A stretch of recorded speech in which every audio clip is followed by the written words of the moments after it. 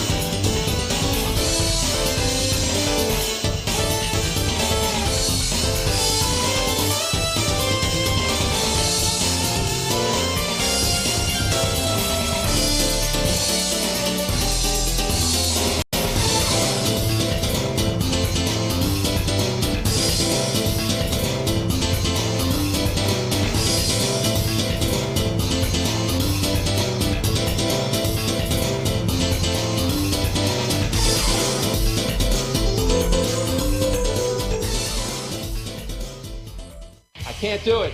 We'll do it live. Do it live! I'll write it and we'll do it live! Mister, will you please wake up? Holy on smoke! And now, ladies and gentlemen, this is Snowman in the Morning. Oh, yeah. Good morning. For one of the few times I don't have any calls to bring us in. Just wanted to hear the regular intro. And I got my partner Cole Johnson on the line as we welcome you to a tripped out Thursday edition of Snowman in the Morning. Good morning, sir. How you be? I bees well. How about you? You wonder why we work so well together? There's your reason right there. I realized something this morning, and I continue to realize it. I'll tell you more off the air, but it's something my dad taught me, and I know it's something my parents taught me, my grandparents, and I know your family has taught you. You realize who your friends are in the moments when you need them, and they separate. Yeah, it's amazing when you go through life. You listen to things that your family tells you when you're younger, and you don't think that's going to happen to you. And then when you get old enough and wise enough, yes, you realize, my gosh, you mean to tell me what they said when I was a youngster and I basically blew them off is actually true and they're right? And it's happening. Yeah, and that's one of them. And it's happening. and it's actually happening. The Right. way they actually said it would. Right. The exact what they a friend explained it best. And you're a football nerd just like I. Yes, I am. You get the play call, you get the snap count. You get the exact play. Up to you to execute it. Right. Up to you to execute it. That's all. Mm-hmm. Well, some people separated from me in the last couple of days. And can I borrow from the movie Friday? I believe this is where this came from. Okay, bye, Felicia.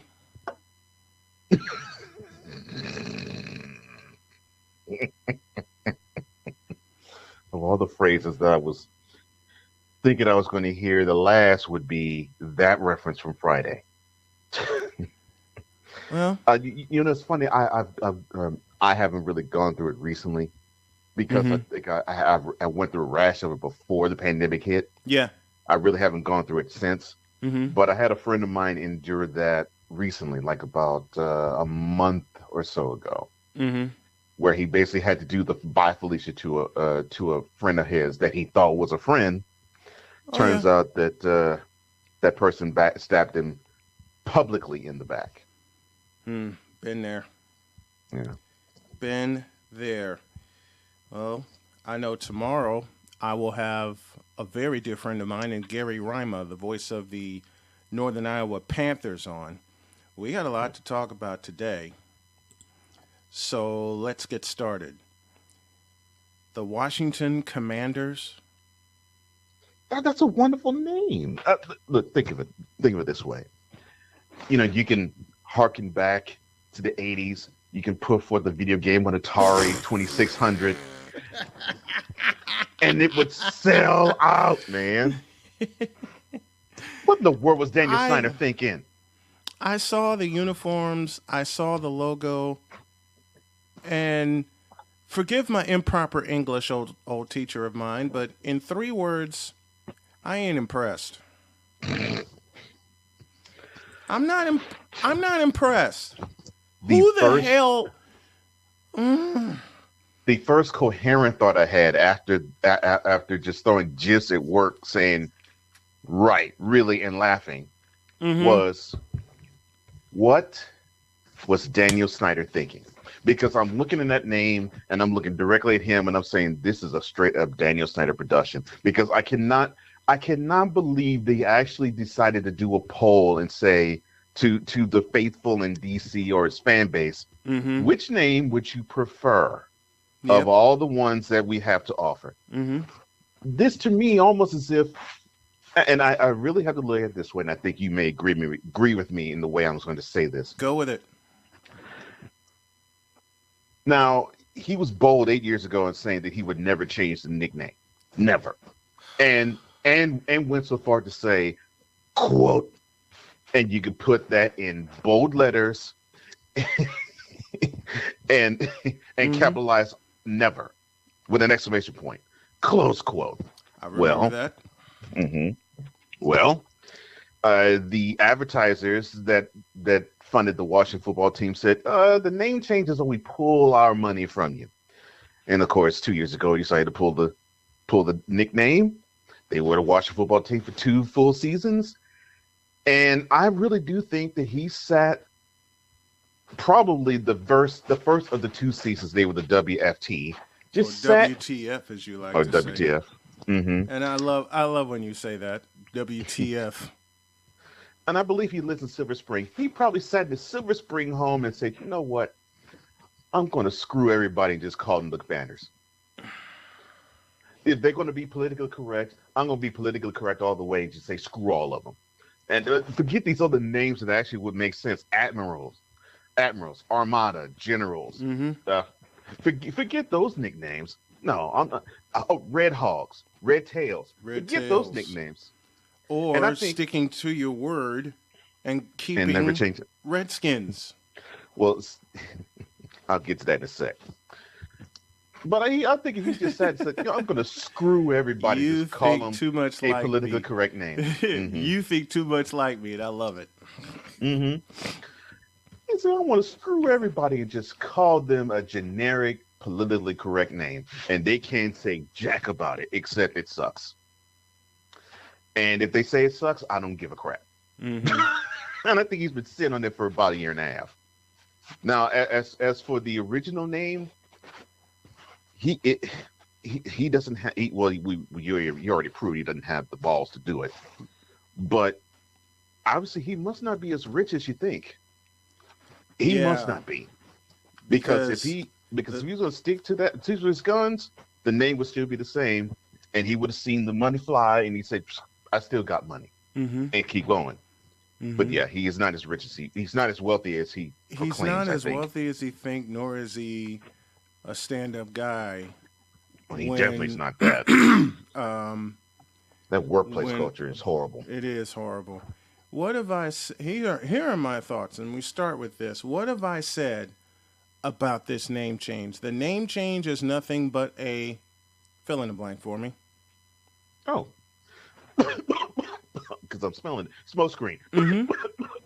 It's nothing but a smoke screen in front of the horrible culture that is the Washington Redskins. I'm sorry.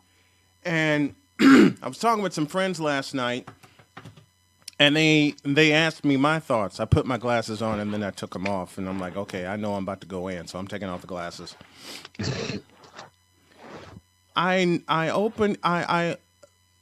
As long as I've been watching football, they have been the Washington Redskins.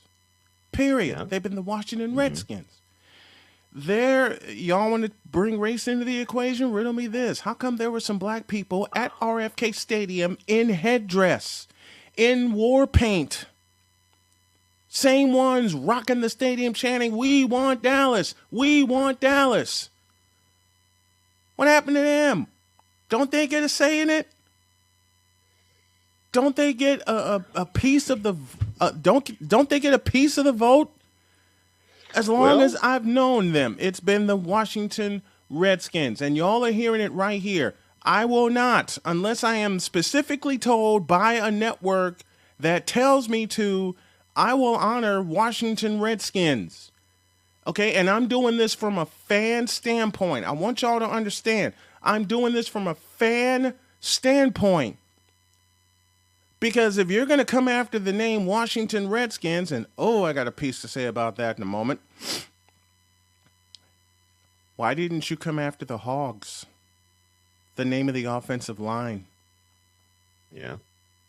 That to me is I'm surprised Peter hasn't even begun to come after the Hogs. To come after the organization for using the name Hogs. For using the name Hogs. And you see people in RFK Stadium with pig noses on, honoring the Hogs.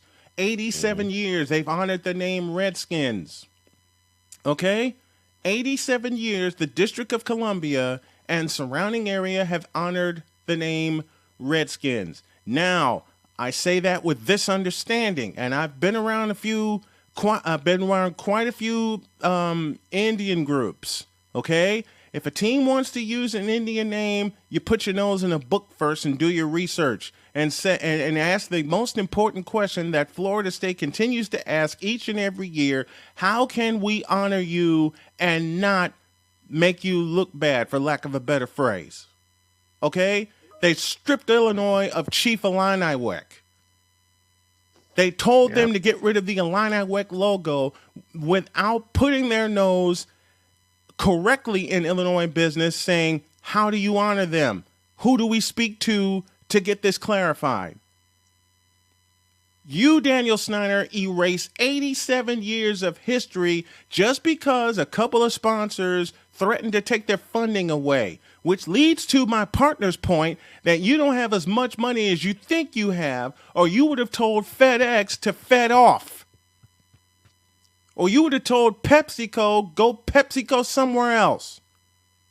Or you would have told any of those people, look, I'm honoring a tradition and I'm going to start to clean up my workplace. If you want to pull your funding, go right ahead. I'll go out and get some more. Daniel Snyder, you are running scared. Let me put it another way. You've been running scared for a while. Mm-hmm. You've been running scared for a while, and then Roger Goodell crawls into bed with you, and all of a sudden, the name's gone. Really? You see the problem with what you said. Not saying that I disagree with any of what you said, because actually you're factually correct with all of it. But the problem with what you just said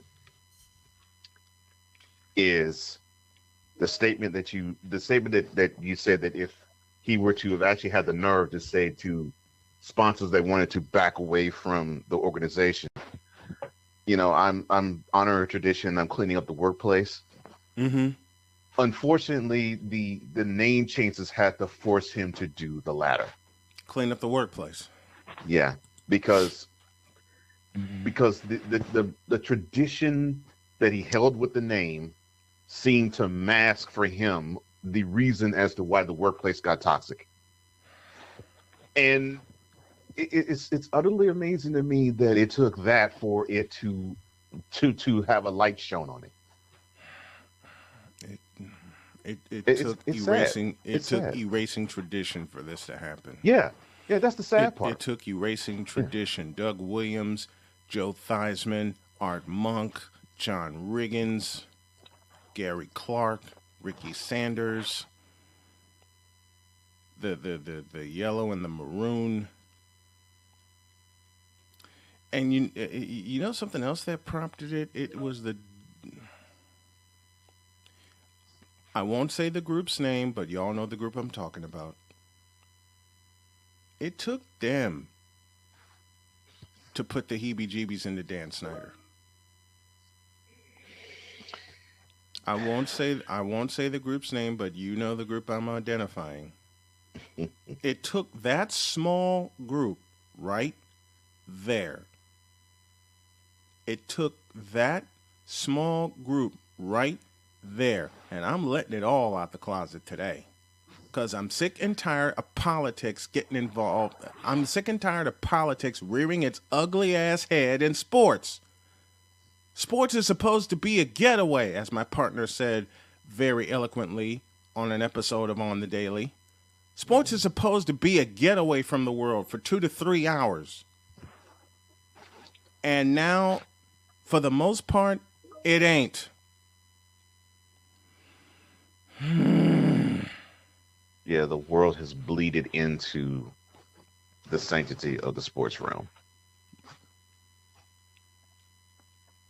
And quite frankly, poisoned it. And that's not to say that if somebody is experiencing injustice, that they should just simply just eat the crap and go with it. I'm not saying that at all. But it seems like every time there's an injustice and it tries to get exposed, something bleeds into it and poisons it. Mm-hmm. Something poisons a good cause, and it's been happening all throughout the 21st century. Yeah.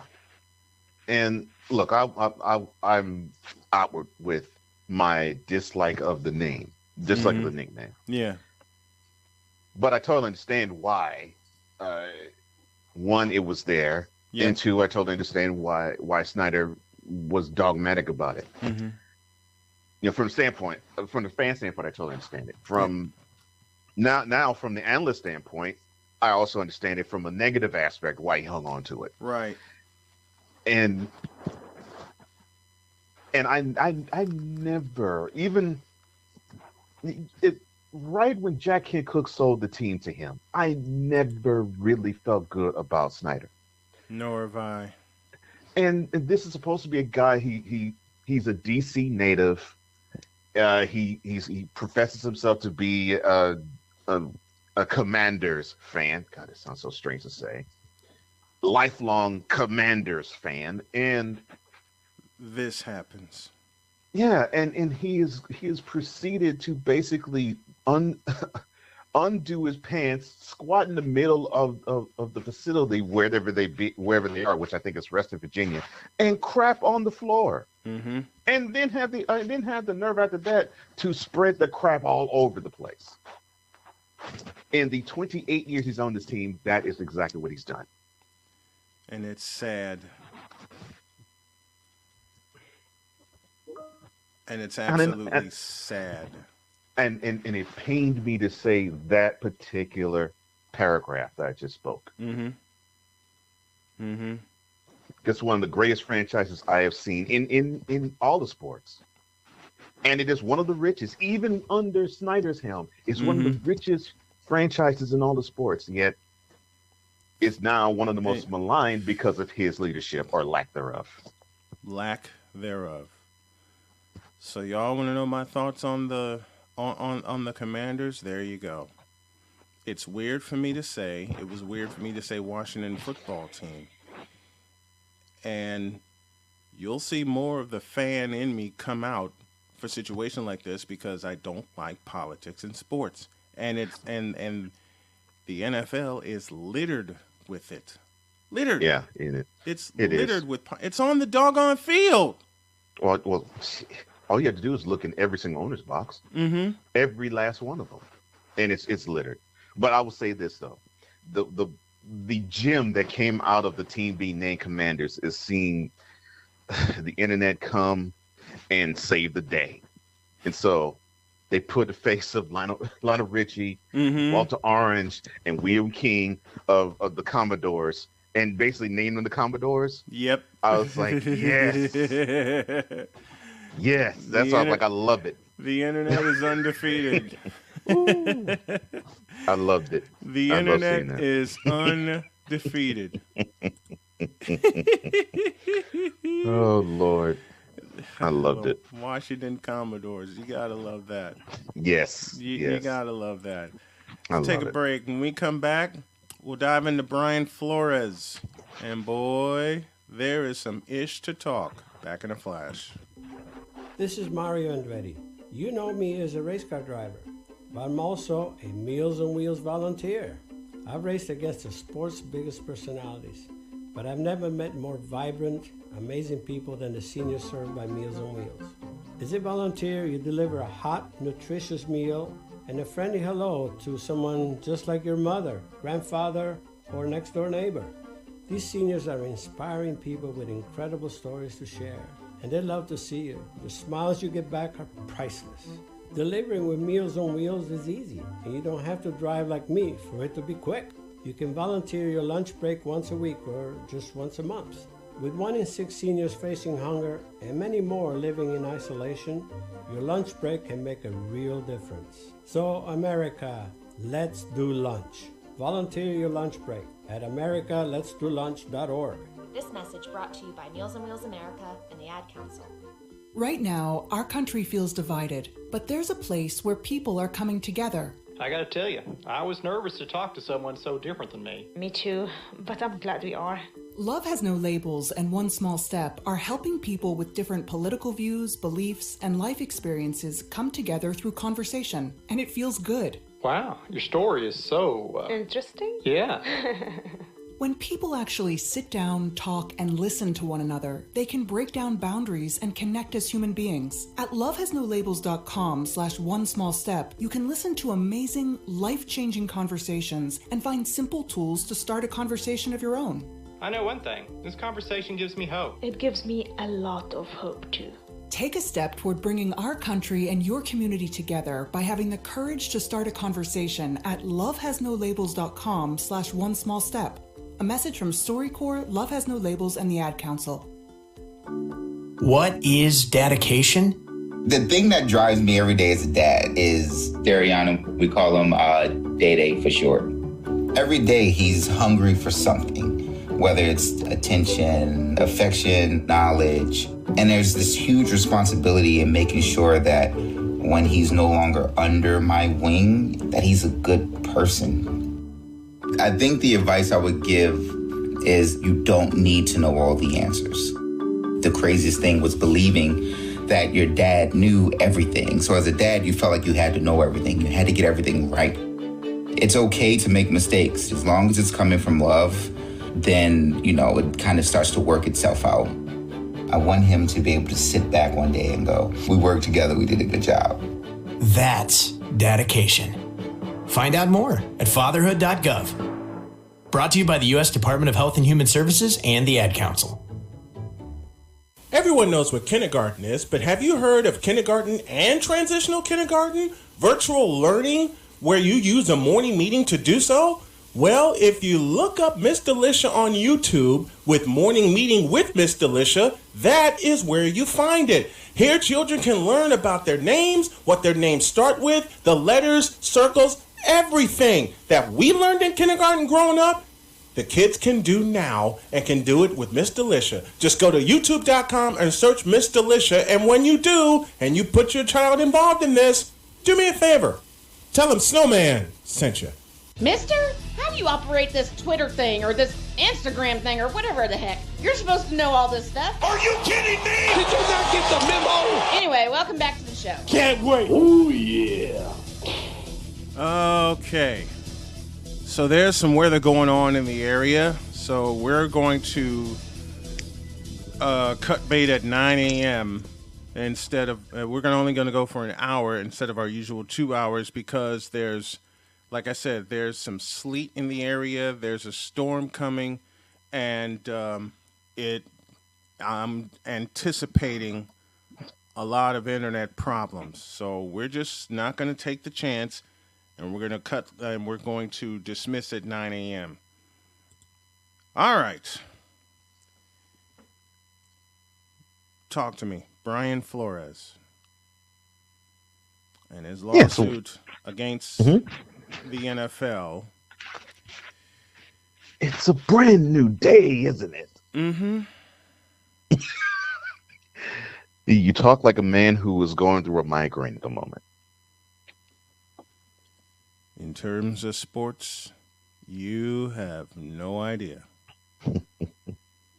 I feel like I've been socked in the head several times because now he alleges, Brian Flores does, and I'm still researching this as we go, but I want Cole and I to offer an initial opinion. And also, let me give credit to the Inscriber magazine for picking this up as well. So Brian Flores was offered $100,000 for each loss from owner Stephen Ross.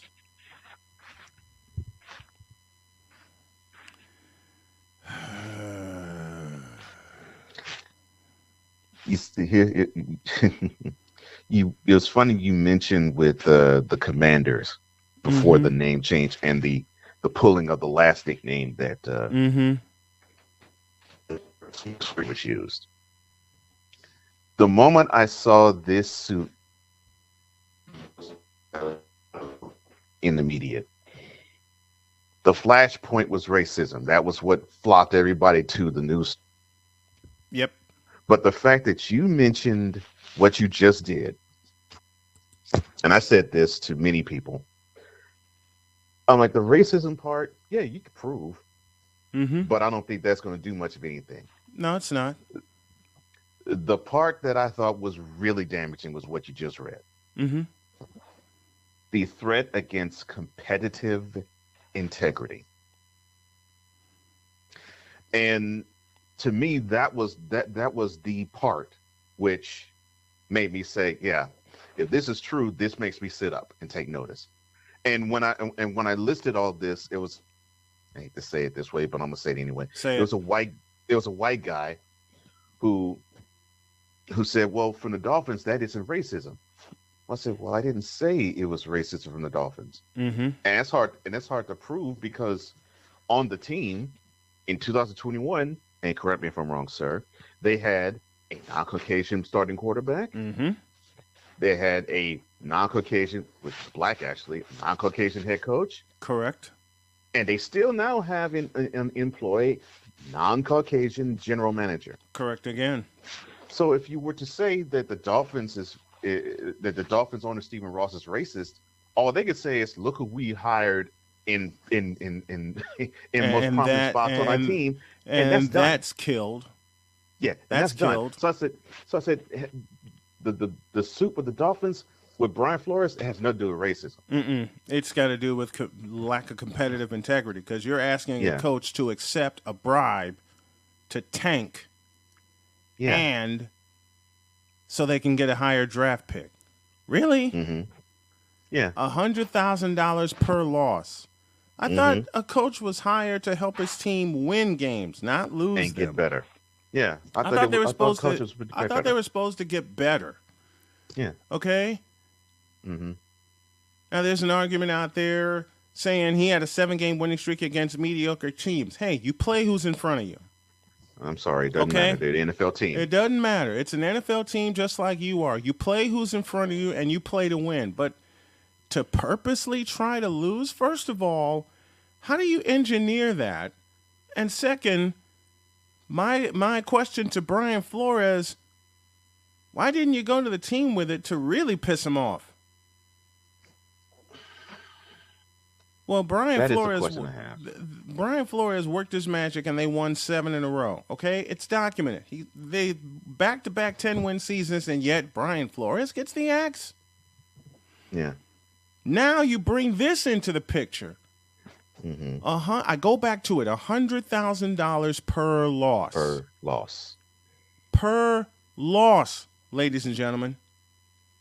$100,000 per loss. Is your job really worth that? Should Brian Flores had accepted that offer One, it would be incredibly stupid.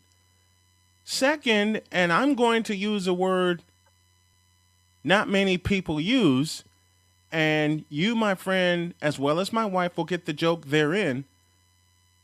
Doesn't that seem kind of treasonous? Well, and that's the thing. That's exactly it.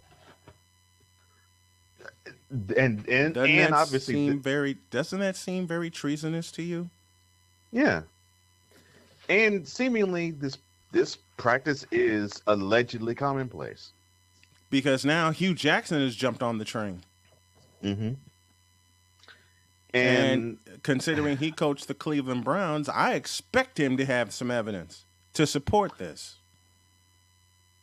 You know, we clowned the 76ers for their trust the process theme, which blew in up building in their face. process. Yep. And yeah, and we've seen them now hit their ceiling. Mm-hmm. The prosperity isn't where they thought it would be. It didn't take them to where they haven't been since 1983. Since May 31st, 1983. I was going to say, yeah, definitely not since 1983. I was going to say it didn't even take them to where they have been since 2001. Which is the NBA World Championship Series. Right. Which is being on the doorstep. They hadn't even been on the doorstep of winning a championship, let alone getting it. Mm-hmm. And we've had our fun, both sports fan and the two of us had our fun with it, because I kind of find it funny that you had an owner basically own up to it and say, we want to on purpose tank. Mm-hmm. And get no slap on the wrist for it. No slap on the wrist for it. And get no slap on the wrist for it at all.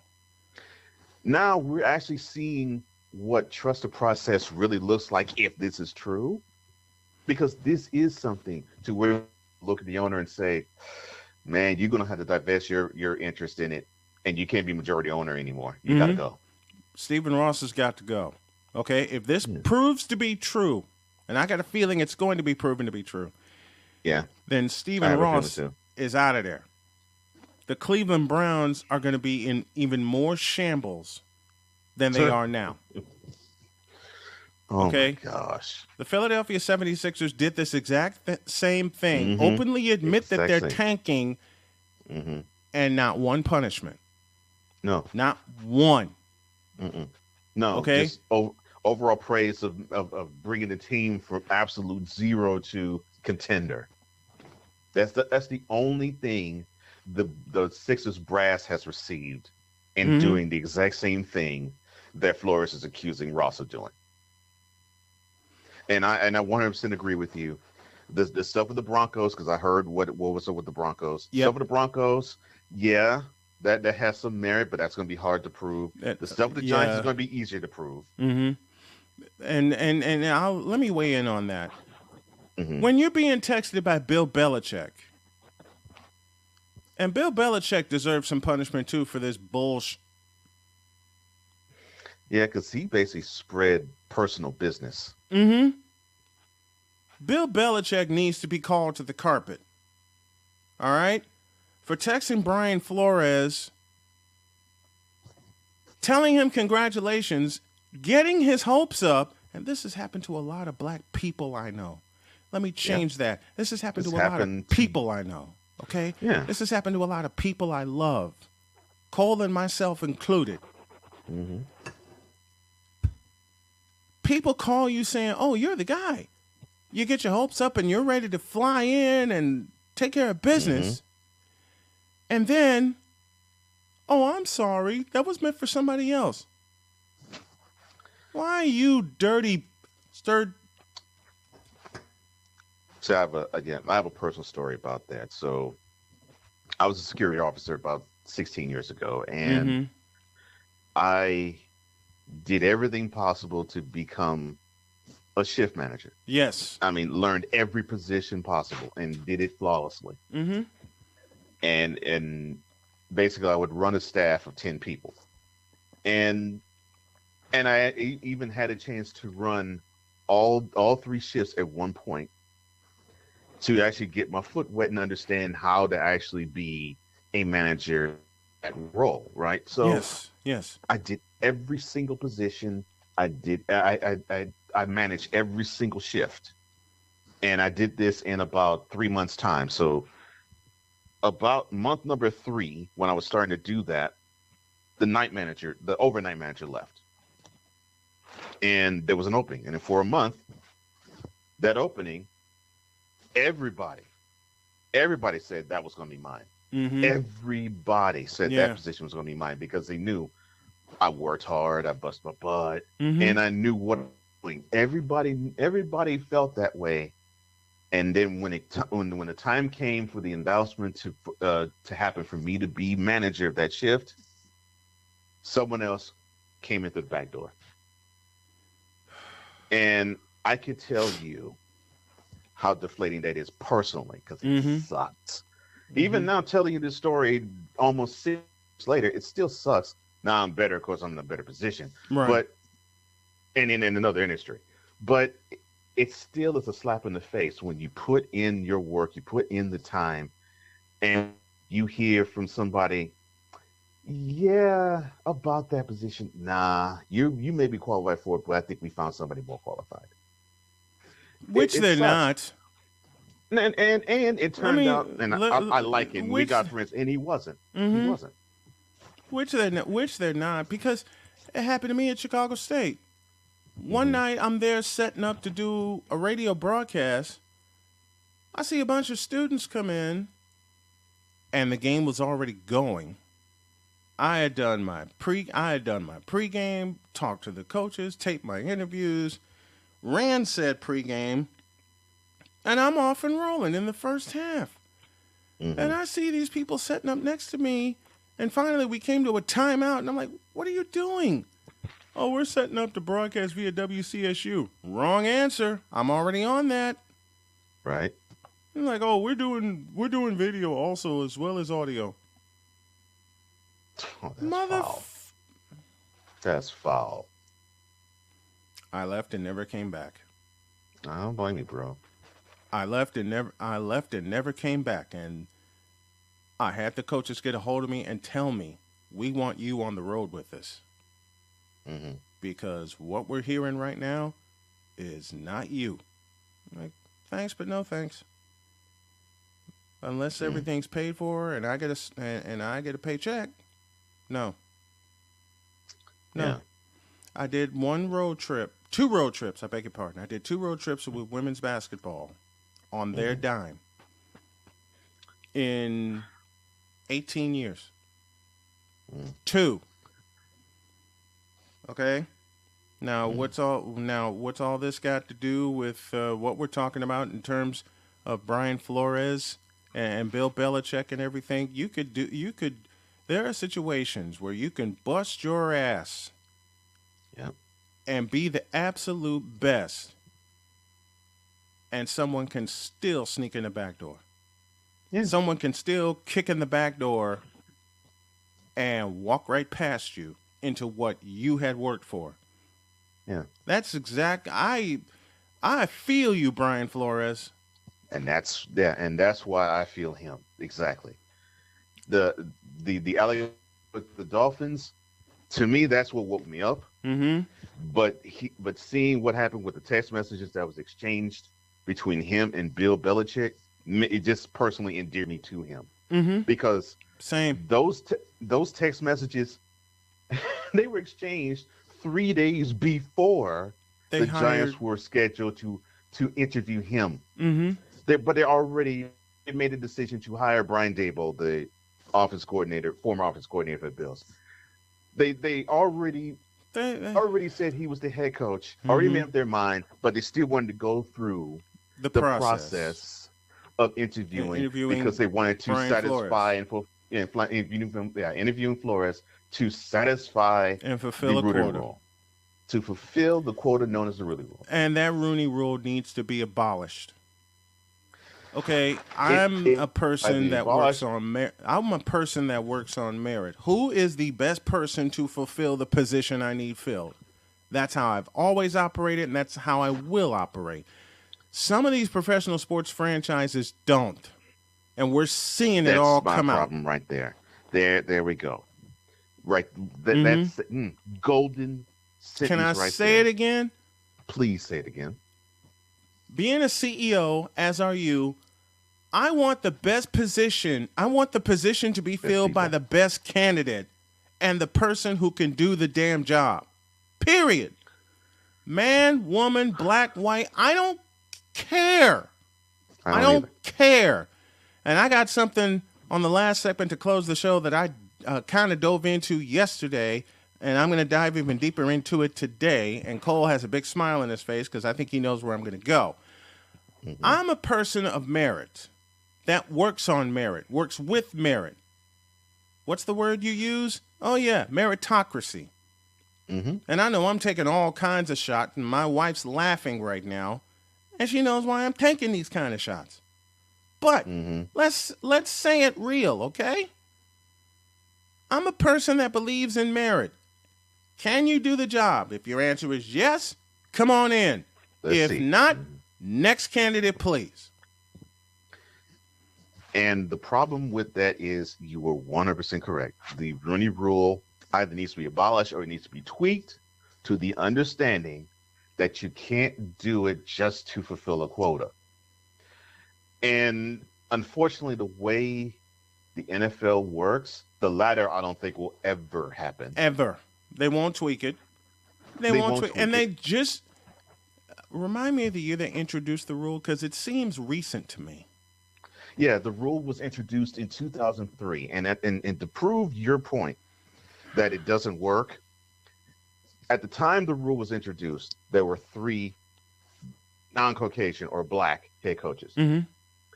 Mm-hmm. So we are in 2022. Tell me, sir, how many black coaches are there? Head coaches, I mean. 1. So you mean to tell me in 19 years, there's 2 less qualified candidates that are, and not just black. It could be brown, it could be yellow, it could be red. You mean to tell me there's only one qualified non-Caucasian head coach? Yep. And his name's Mike Tomlin. So I am totally with you. It should be based on merit. It should be who is the best man or woman for the job. But you know how this is. It's a sausage fest. I know it is. And I'm waiting for the first woman head coach in a sports franchise of the 4 majors. Of the 4 majors. 4 majors, yeah. Of the 4 majors.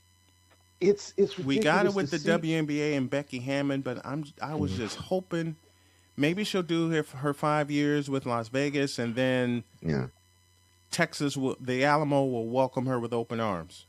Hopefully. And I hope Pop told her. I hope Greg Popovich told her, go get your seasoning, go get your money, and then come back to me. I hope he did that. I hope he did. Well, knowing him, because he seems to be the type that prepares people, because he does that with his players. I'm sure he did the same thing with his coaching staff, and I'm totally sure he did this with Becky. He probably did. He said, "Look, go get your money, go get your seasoning, and then the NBA become calling you. Do these 5 years, and then come back to me." And I bet it would be like the NBA will come calling you, and if they don't, I will, because by the time that I'm going to go, I want somebody to fulfill my spot that knows the system, what they're doing, that knows what they're doing. Yeah. And Brian, you know what this really hurts me for? Brian Flores will never get an opportunity in the NFL again, ever. That's what hurts about this whole thing, because when you witness how this all works, it isn't about the best person for the job. It's about who they feel comfortable filling that role. And who's comfortable being a puppet. And who's comfortable, and in certain places, who's comfortable being a puppet. Like Chicago, perhaps. Right. And we're seeing the puppet and the GM. Forget Eberflus. I mean, you've seen polls and you've seen the strings on being operated. Handed a list and saying choose from that list instead of letting him, I don't know, do his bleeping job. Right. You hired him to do his job. And yet you control him from the outset. Yeah. Mm-hmm. You controlled him it's from painful the to outset. watch. It's painful to watch. It's very painful. And as far as Flores is concerned, I said this to somebody. I said the three things now will happen with him when it comes to this lawsuit. Number one, the NFL, the richest sport in North America, will and the richest league in America will not be hurt any. No. In terms of fallout, in terms of financial benefit, in terms of legality, they won't be hurt. That's one. Two, you could rest assured Brian Flores will be, I don't want to say blackballed, but he would be basically ostracized. He's blackballed. Okay. Yeah. Let's just go ahead and say it. With this suit coming against the NFL, if any little thing is proven to be true, and I believe it is, he's done. And I hate saying that. Yes. He will be actively ostracized from being on any sideline. He's done. I really believe that. And then number three, you if you're expecting a tell-all book, you'll be waiting a long time because the NFL will be like, Brian, you will shut your mouth. They'll put the kibosh on that. They'll put the kibosh on a tell-all book. Yeah, because they'll nail him to a non-disclosure agreement. And they'll nail him to piles of non-disclosure agreements. Piles of them. And those are the three things I'm seeing happening that's going to happen with him. It's unfortunate that he's basically going to be a black coaching martyr, but I believe that's what's going to happen with him. It's happening right now with this lawsuit and him getting support for it. Yeah. For him to get any kind of support, they got the black ball in motion. The black ball is in motion. Yeah, because he was a finalist for the Texas job. You can forget that. That's done. You can forget that. And you can, man. Finalist. He was a finalist for the Texans job, and that's over. It's over. It's over for Brian Flores, and I'll say it again. I hate saying it. I do too. I hate it. I'm not rooting for. I know you aren't either. I'm not rooting for it because I'm angry against Brian. No, I'm saying it because it's just the truth. And when you do upset so many apple carts, normally when you have an industry that powerful, they will come down on you hard. And you know who else I'm expecting to jump on this lawsuit? David Culley. He only gets 1 year with the Houston Texans. He should. Yeah. And they ship him He should. After 1 year. They ship him out after 1 damn year. I said this when he got hired. I was like, man, this is sad. This dude got hired to be fired. The only reason why he got hired was because they wanted to satisfy Deshaun Watson and saying, look, we actually got a black head coach. This is what you want. And it wasn't that he wanted a black head coach. He wanted a select black head coach, which was Eric Bieniemy. But the Texans were like, we ain't interviewing him. Forget him. He doesn't fit. He doesn't fit what we want as an organization. So we put a call to, listen, David Culley, if you got any kind of information that fits this lawsuit, jump on the train. Please. Jump on the train because it ain't fair to him that he gets 1 year. It was a crime in this, and they put him in that position with a depleted roster. Yeah. It was a straight up losing situation from the time he signed his name on the dotted line, and he did his best. I mean, he absolutely. I was surprised he got as many wins out of that team as he did. And so I'm thinking, wow, this actually is a success for his first year, and it's sad that it's his only year there. But so he's going to be blackballed. Yeah. David Culley's going to be blackballed. You can forget Hugh Jackson because Hugh Jackson has evidence of his own. That's a done deal. That's it for him. That's it for him. And the NFL didn't like Hugh Jackson anyway. No, the other said they didn't like him in the first place. For whatever reason, they didn't like him in the first place. They didn't like Hugh Jackson, and they didn't like Hugh Jackson in the first place. Because he was with the Raiders. He did a decent job, and it looked like he was building his way to something.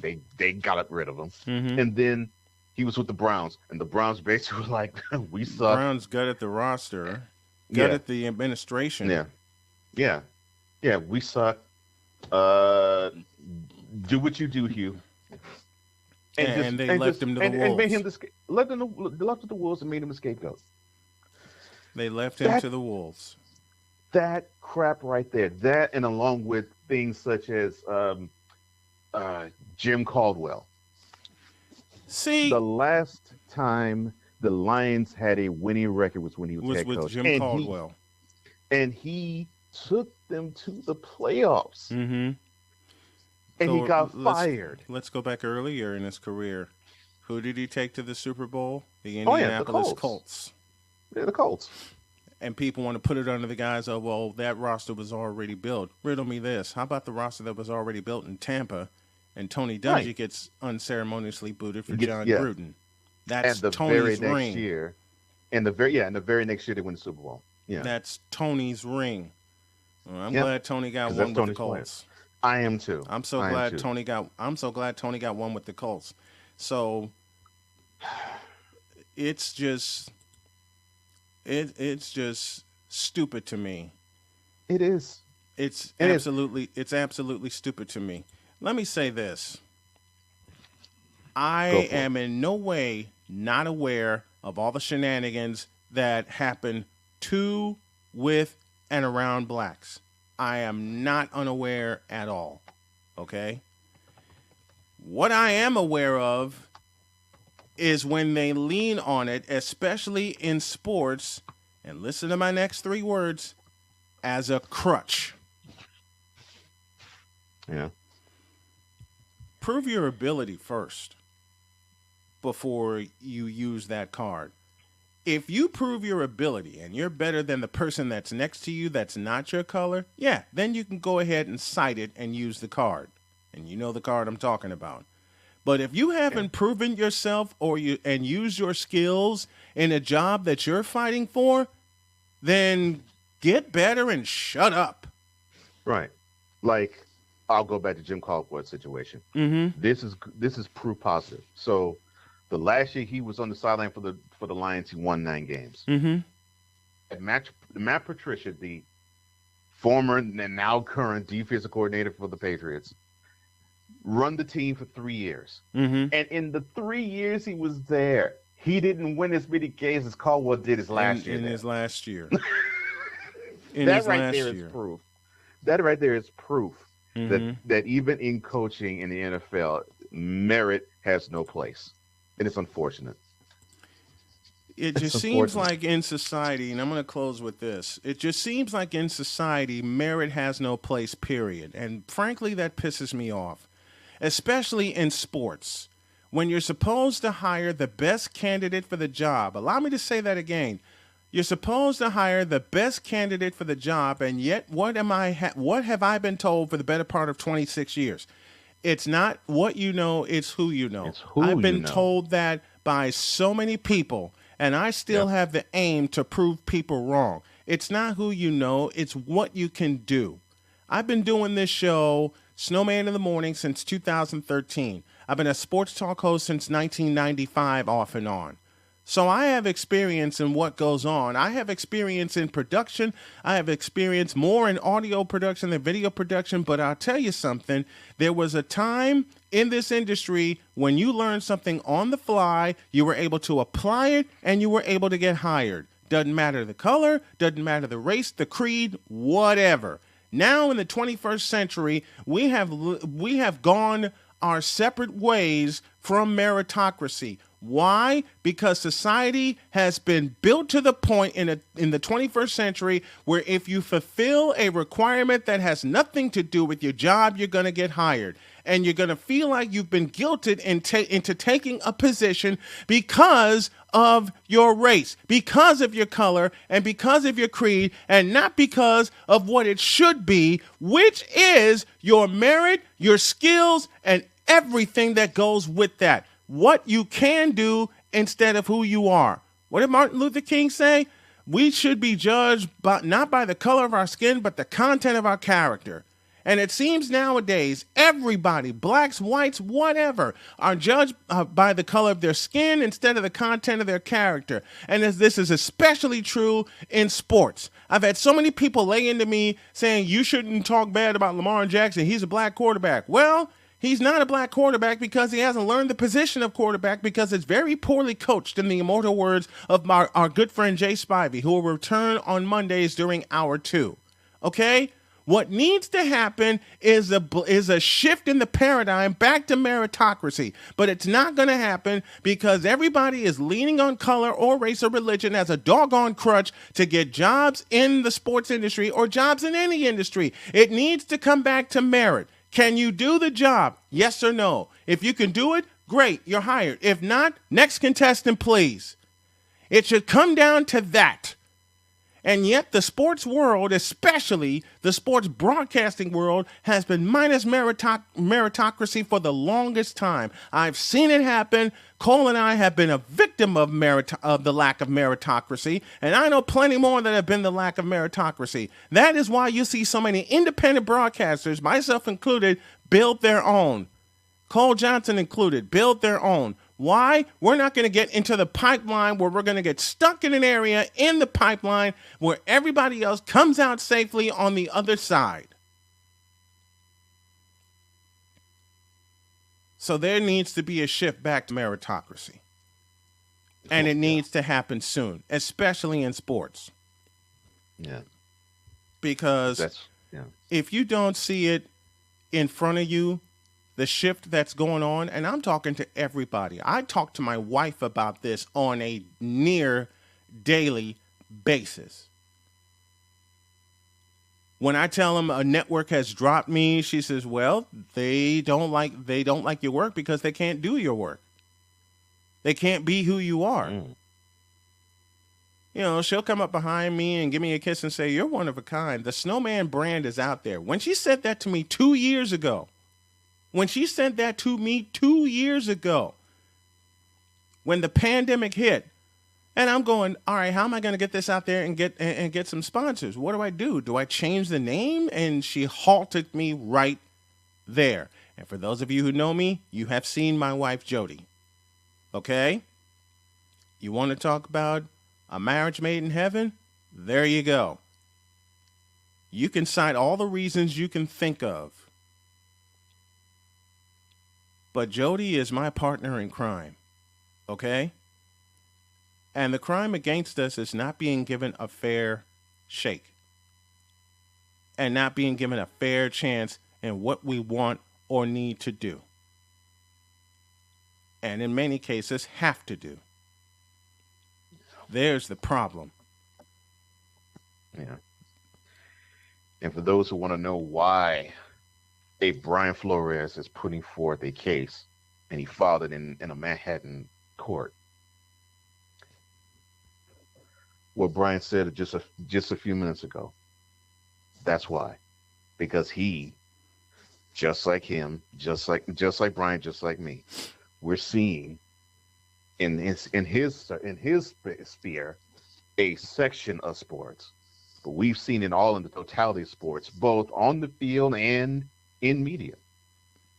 Yeah, we have. We're seeing that meritocracy seems to have no place in the sports world, and that has to stop. And two of my favorite hosts are Jim Rome and Colin Cowherd. Same. Two of my favorite hosts are Colin Cowherd and Jim Rome. Yeah.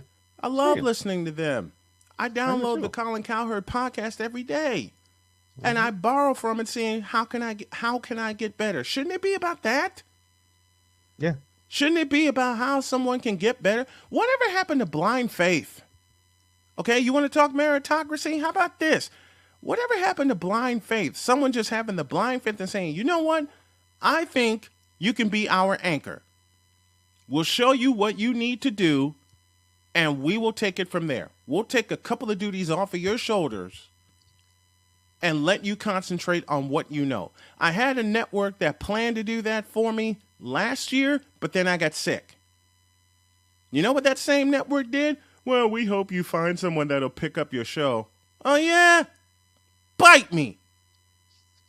Because you're getting nothing on your program, because you're getting nothing on your network that ain't me. That's not Cole.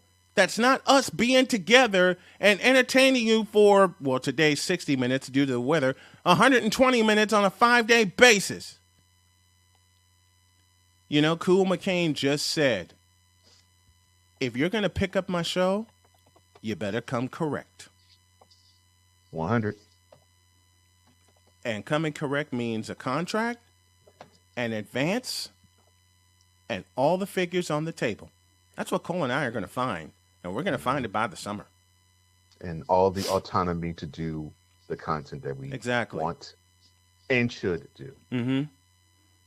Beginning tomorrow, I'm beginning either tomorrow or Monday. I'm thinking more toward Monday because I'm doing some tests right now. I'm going to get Cole on video with me, okay, to complete the process that I have been trying for the past 2 years.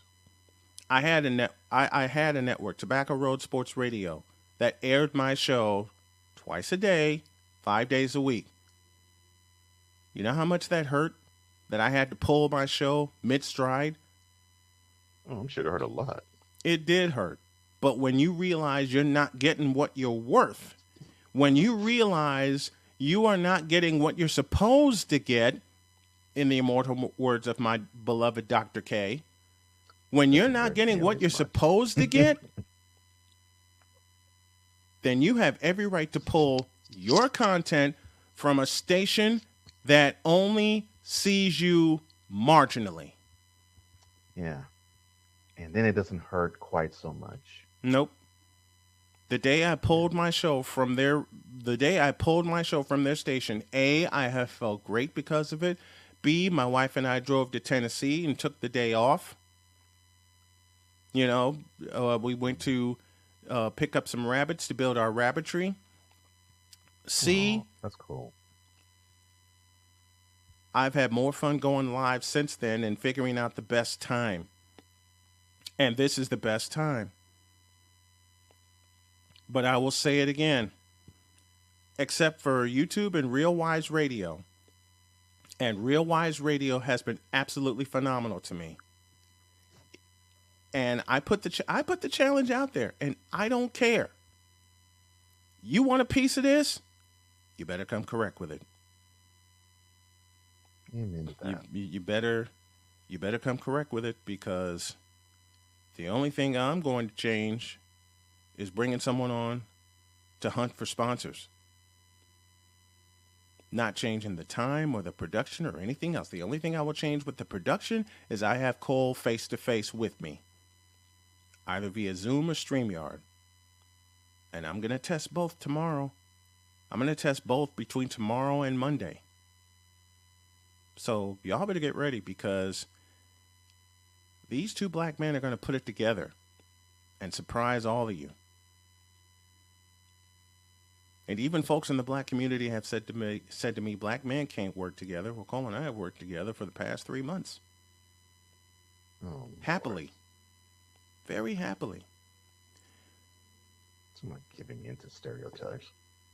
Well, it's like I said yesterday. I don't celebrate Black History Month with as much fervor as I used to, for a very simple reason.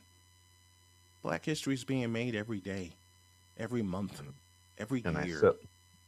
And I celebrate Black history every single day. Exactly. Mm-hmm. All right. We're out of here. I got some announcements